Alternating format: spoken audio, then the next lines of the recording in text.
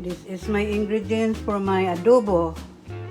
I need a lot of cloves for the garlic. I guess 1, 2, 3, 4, 5, 6, 7 because that's a lot. And this one is sugar. This one is, we call that in the Philippines a sweetie. And here is anato. Well, in global we got that. Bele. I got pepper, and I have cloves of pepper too, and soy sauce, silver swan, and vinegar, dato puti, and I use oil. Okay, that's the one. Okay, one thing, you need to smash the garlic. Make sure you smash.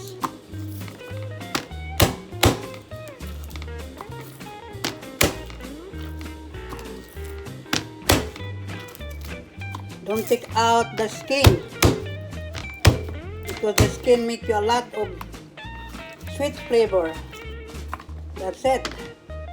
Okay.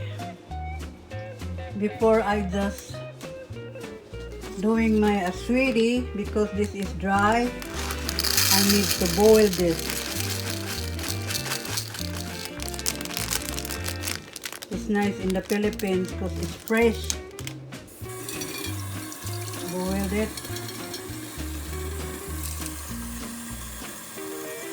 Just a little bit of water. And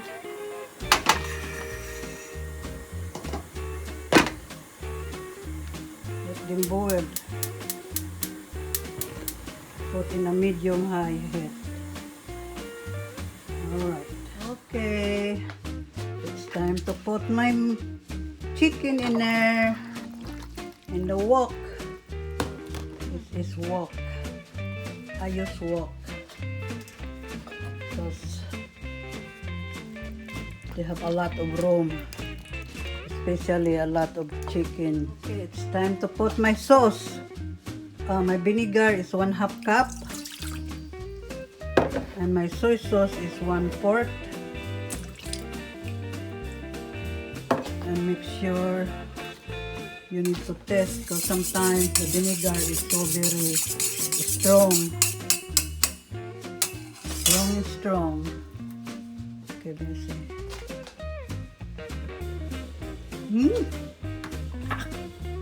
Okay. I'm gonna put some sugar first, but it depends how you test it, the sugar. If the vinegar is so strong, put a little bit of water. So I'm gonna make a little bit of water. So the vinegar is so very strong.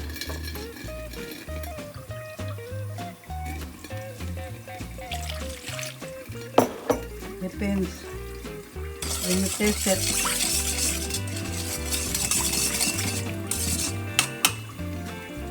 Okay. Calvera.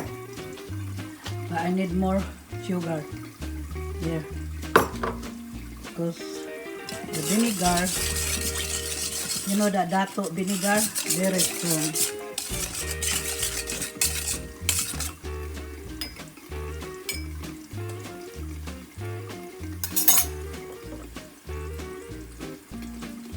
Here we go.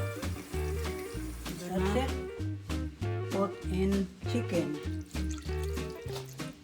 Now it's time to put the seasoning. Garlic. The bele. There we go. And then sprinkle a little bit of black pepper. Like that. And the whole pepper. This one. I put half of teaspoon. Like that. Okay. Now I'm gonna strain. Put in the strainer.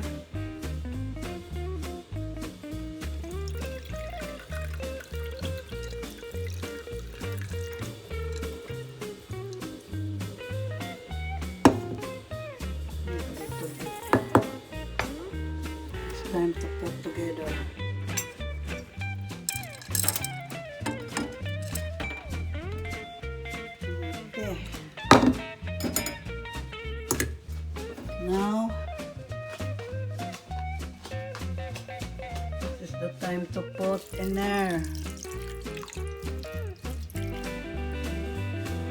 Alright, ready to cook.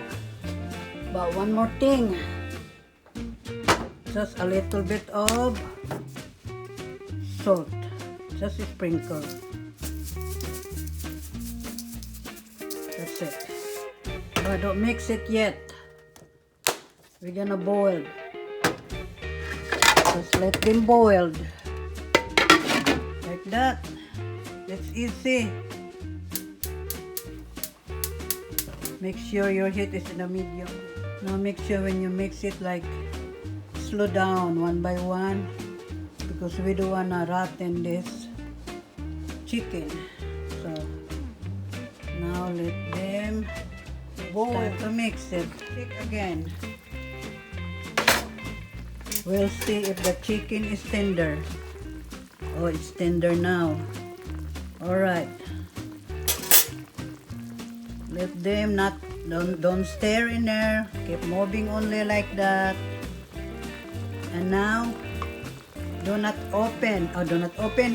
Don't put the lid in there. Let them open. Because if you put the lid, the water always producing. So, take out the lid so that the sauce will absorb. Okay. Alright. Good luck to me. And Miss Adobo. Makakaon na kong adobo, guys. Nabuhat na kong adobo. Hi everyone in the Philippines. I miss you all. Okay. Please subscribe. Click the bell. Share and like. Told you, but if you put that lid, it's a lot of water. Producing the water. Oh, see, we absorb now the water. Now, this is the time to put the oil. Just pour a little bit. Yes. That's the time you put oil in it. To make taste good. Yes.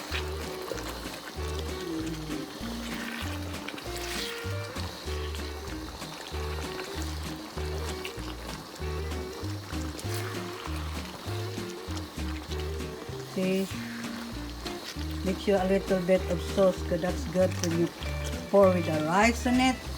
Yummy! Nag-adobo na ko, mga kaibigan. Mayroon na akong adobo dito. Tagal ko na hindi nakakain. May say. My goodness.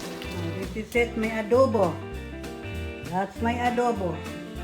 Now I'm gonna put something in there just like presentation to put on the top. Okay.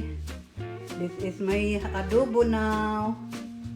And just put something, it's like topping in it. I put a sweet pepper and a little bit of spring onion to look like decoration. Yes, tastes good. Sarap-sarap ito. Kain na kami sa anak ko. Maghintay muna ako sa anak ko. Kasi punta siya dito.